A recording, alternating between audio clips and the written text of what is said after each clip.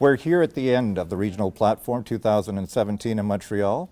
We're ready to wrap up, but before we do, we're going to have a quick conversation with a couple of very important people over the last 3 days. I'm joined right now by Laurie McDonald from Public Safety Canada and Ricardo Mena from the UNISDR Regional Office for the Americas. Thank you so much for joining us and spending a bit of time with us. Thank you. Thank you. Pleasure.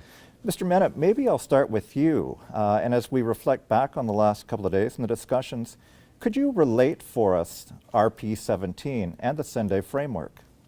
Well, this was the first time that the region met after the Global Conference on Disaster Risk Reduction adopted the Sendai framework. So it was a great occasion to have a great number of leaders from the entire region, from the Americas, to discuss about the implementation of the Sendai framework and also to learn from each other what's working and what are the challenges so that they can emphasize on those aspects. A great meeting. Canada has raised the bar quite high, and we are very happy and thankful for Canada hosting this session, and with a great outcome as well. I'm sure that Laurie will discuss later on about the outcome of the conference, but we are very pleased, and we had here a group of representatives of governments, of civil society organizations, the private sector, the academic sector, indigenous organizations, women's organizations. So all the stakeholders dealing with disaster risk reduction in the Americas, the key leaders in this area were in this session. Thank you. Laurie, maybe to pick up on Mr. Mena's last point, that the presence of key leaders. Of course, day 3 was highlighted by the meeting of ministers and high-level authorities, and one of the key pieces of their discussions was the Regional Action Plan. Maybe you could tell us a little bit more about that.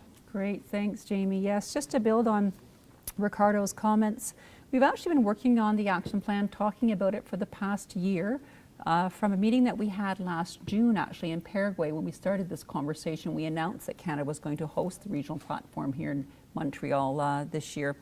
And over the course of several months, we've talked with a number of countries about how do we actually create a plan that would really help move forward the Sendai framework from a regional action plan perspective. So over the course of the past couple of days, as Ricardo said, we've had many very encouraging, inspiring people here talking to us about everything from disaster risk reduction to environment and climate change to the importance of women and children and youth with respect to disaster risk reduction, and really bringing all the countries together to talk about the things that we need to do globally as the Americas, as our individual countries, to develop an action plan that really supports that Sendai framework. So we've worked hard, we've had long hours of conversation, we've taken into consideration, a number of really key issues that are important to supporting, encouraging, facilitating countries to actually implement some of these key actions that will actually promote what we want to do, which is save lives, save livelihoods, reduce damages, keep people safe, and really make our world a safer place. Absolutely. Laurie, you mentioned sort of the hard work and productive discussions. I would be remiss if I let you both go without asking you to share your thoughts and what you'll take away from the last 3 days here in Montreal. Perhaps, Mr. Mena, we'll start with you. Yeah, well, I think that we have now an action plan that, of course, sets the route where we need to be going in the next period until we have a new regional platform.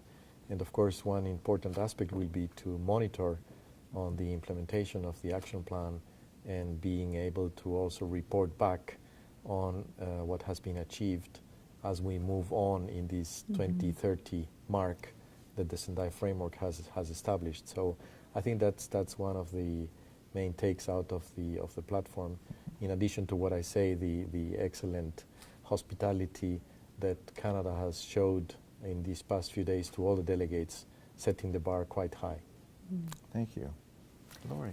Yeah, I would just say, it's been such a pleasure to host this conference with respect to bringing so many experts together of all walks of life into this one arena, who clearly have a passion for making a difference in our world. And Canada's just so pleased to be able to be not only a host to that, but to support those kind of concepts going forward. So as we work over the next couple of months to support not only the action plan, but our colleagues in Mexico who are getting ready for the global platform, Canada will also play an important role in terms of supporting them. And then as we move forward over the next 2 years to the next regional platform and the work, as Ricardo says, that we've done and will be doing with respect to the regional action plan. So the energy in the room, the conversation, the vibe, the true sense of wanting to make a difference, it has been, I think, the forefront of this conference. Wonderful.